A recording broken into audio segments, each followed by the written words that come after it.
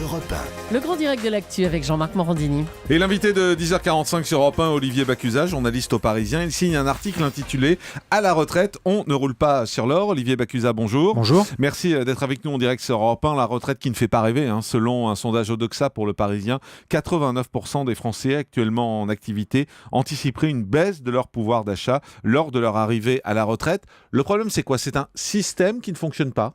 Vous avez un problème macroéconomique conjoncturel, c'est que grosso modo en France, vous avez moins de cotisants que de pensionnés. C'est les effets de la crise, du chômage. Donc quand on cotise pour la retraite, c'est via des cotisations sociales sur sa feuille de paye, qu'on soit salarié du privé ou du public. Si vous avez moins de cotisants et plus d'impositionnés, forcément, il y a un problème financier.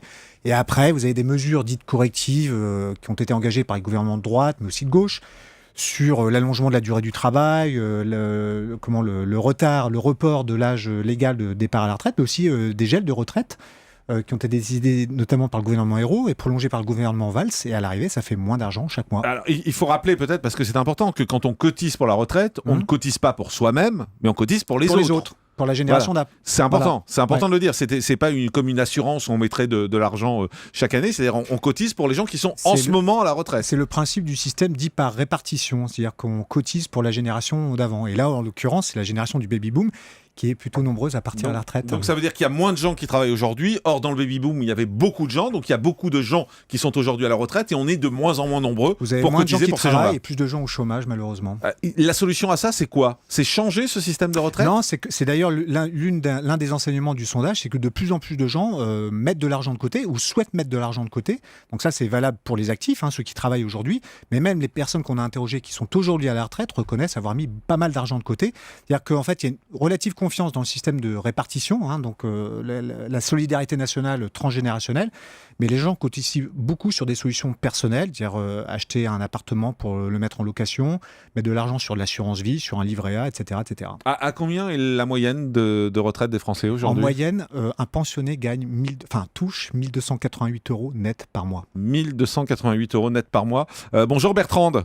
Bonjour. Bienvenue sur Europe 1, vous nous appelez de Périgueux. Vous avez travaillé 40 ans comme infirmière, c'est ça ? Comme infirmière, 20 ans de jour, 20 ans de nuit. Et je touche à l'heure actuelle 980 € par mois, tout compris. Waouh. Alors les 1200, c'est peut-être dans le public, mais dans le privé, c'est pas le cas. Ouais, c'est une moyenne en C'est fait, la moyenne, donc c'est pour ça. Mais, problème avec les moyennes. mais quand on a travaillé autant que vous, ça paraît hallucinant, surtout en faisant un métier qui est aussi aimé des Français, qui est aussi difficile.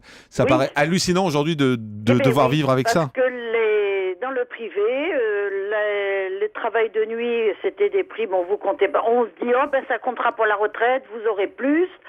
Nous, à l'époque, quand j'ai commencé à travailler en 66, on ne faisait pas attention à tout ça, on faisait confiance à ce que nous disaient les contrats. Et puis on a continué comme ça. Et puis arrivé au bout, donc après ma retraite, j'ai fait un burn-out total parce que arrivé à infirmière de nuit, de faire 24 heures d'affilée parce qu'il n'y avait personne. Ah oui. Donc là, j'ai craqué, j'ai dit je peux plus, je suis en danger et je mets en danger les patients. Donc j'ai craqué totalement. Et vous avez quel sentiment, Bertrande, aujourd'hui ? C'est que le système de retraite fonctionne mal ? Fonctionne très très mal. Mais il y a plein de gens, d'accord, il y a beaucoup de chômage. Mais il y a beaucoup de places libres. Mais certains touchent plus au chômage qu'en allant travailler. Mais ça, je ne comprends pas. Un exemple, ma fille est toute seule avec 4 enfants. Ouais. Elle gagnerait plus en restant chez elle qu'en allant travailler. Or, elle a choisi d'aller travailler. Ouais, ça on le voit, on a souvent des exemples comme ça, Bertrande. C'est un système qui tombe par rond, en fait. Il y a le système qui tourne par rond, et alors ce dont on n'a pas parlé aussi, c'est qu'il y a des mesures, l'État aujourd'hui doit faire plein d'économies, donc il y a des mesures de taxation, etc. etc. Et puis grosso modo, on dit aujourd'hui qu'il n'y a pas d'inflation, que la hausse des prix est tâtonne, etc. Sauf que les gens aujourd'hui se rendent compte aussi que leurs dépenses contraintes, le gaz, le téléphone, l'électricité, tout ça augmente. Les impôts aussi, le foncier, la taxe d'habitation, l'impôt sur le revenu. On dit que ça va baisser l'an prochain, mais vous voyez, tout un tas de dépenses qu'on prélève sur votre compte en banque chaque mois qui fait que vous touchez encore moins. Déjà qu'on ne touche pas beaucoup à la retraite, en plus. Avec ces augmentations, c'est encore pire. Augmente. Merci Bertrande de nous avoir appelés. Bonjour Pierrette. Bonjour. Bienvenue sur Europe 1.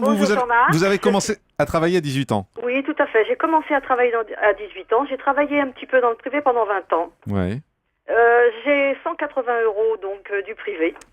Et j'ai travaillé après 23 ans dans la section publique, quoi, voilà. Employée territoriale, j'ai passé quelques concours et j'ai comme retraite 1150 € net par mois. Donc je ne roule pas sur l'or.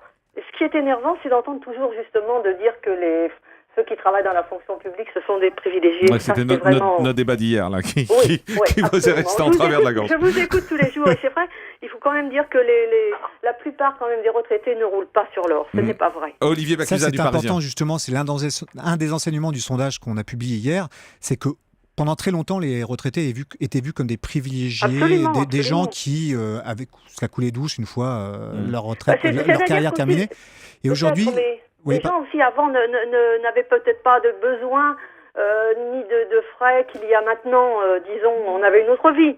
Mais Pierrette, vous illustrez parfaitement aussi ce que les gens pensent, c'est que la retraite aujourd'hui, ça ne fait plus rêver ni les gens évidemment qui sont à la retraite, mais encore moins les gens qui seront à la retraite dans 10, 15 ou 20 ans. Et qu'est-ce que vous faites, Pierrette? Vous essayez de faire des petits boulots à côté? Alors, écoute, vous savez qu'à 62 ans, lorsque j'ai pris ma retraite, je suis arrivée dans une petite ville de province où c'est beaucoup moins cher parce que bon, les loyers à Paris étaient vraiment très très chers.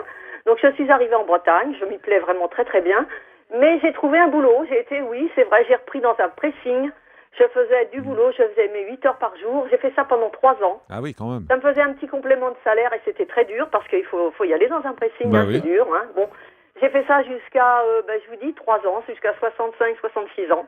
Et ensuite, malheureusement, cette boutique donc a eu des soucis, donc j'ai été obligée de quitter.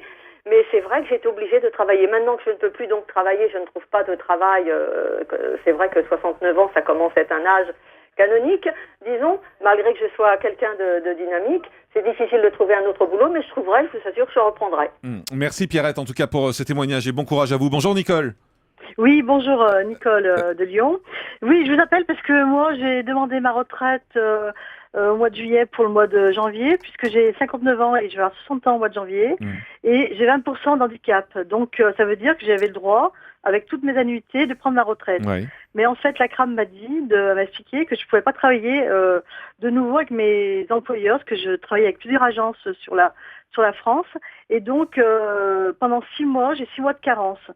Alors, ça veut dire qu'il faut que je trouve des nouveaux employeurs. Donc, résultat, je garde mon travail et je ne prends pas ma retraite. Ah oui, vous avez décidé de continuer à travailler du coup?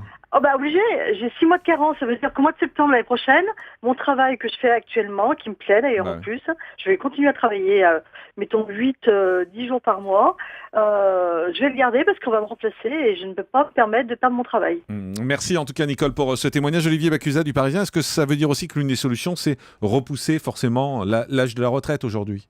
Aujourd'hui, l'âge légal, il est passé à 62 ans. C'est inévitable. C'est inévitable. Il y a un allongement de la durée de vie, etc. Pour toucher une retraite à taux plein, pour les gens qui ont commencé à travailler tard, c'est entre 65 et 67 ans maximum pour avoir droit à une retraite à taux plein. Voilà. Et c'est vrai que partout en Europe, on voit ça. Et partout aussi, on voit en Europe des gens qui continuent à travailler après la retraite, ou entrepreneurs, donner des cours à des gamins après l'école, etc., pour joindre les deux bouts. Europe 1, le grand direct de l'actu. Jean-Marc Morandini.